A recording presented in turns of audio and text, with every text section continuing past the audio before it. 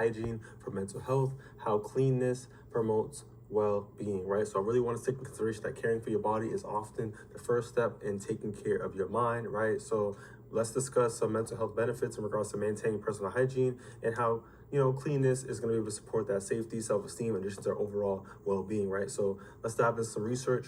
That research provides that personal hygiene practices are closely linked to mental health. Like I said, that self-esteem, emotional regulation, in addition to the fact that routine self-care behaviors include cleanliness, can reduce that stress, in addition to promote a sense of control and stability, right? So look at your area, you know what I mean? Look at your car.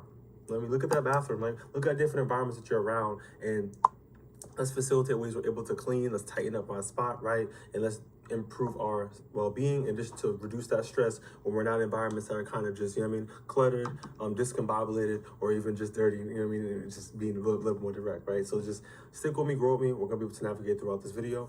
First segment, we're gonna be talking about the connection between hygiene and that mental health, right? So off rip, our first key concept is going to be that mind-body connection, right? So physical self-care influences emotional and psychological well-being, right? So a mind and body come as one when we are connected in that sense. Next is going to be that self-esteem and confidence, right? So maintaining our cleanness supports positive self-image and self-worth, right? So, when you get your hair done, right? You tighten up your face, for the fellas up there, looking scruffy, get a little line up, and you doing those things, how you look is how you feel, and how you feel is how you look, right? So in that sense, we got to be able to take in consideration on our self-esteem can be improved by us tightening up our, ourself and our self-image, right?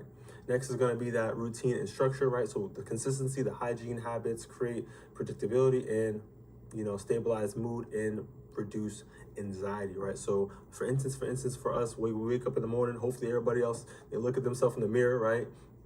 Brushing their teeth, right? Doing this practice is going to be helping us interact better with other people, because no one wants to be around people interacting with people that got a little breath is kind of kicking, right? So hot breath in that sense. So hygiene habits, we got to really take in consideration that, by having a consistent routine can help us reduce that mood, and also to reduce anxiety in other situations or predicaments, right?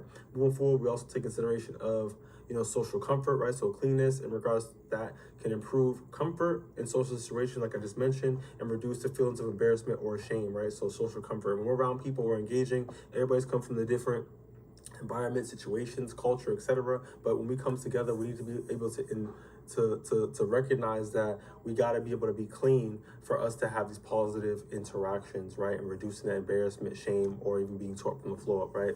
We all need friends. We all don't want to be lonely. We all don't want to be in isolation for too long periods of time, right? And being able to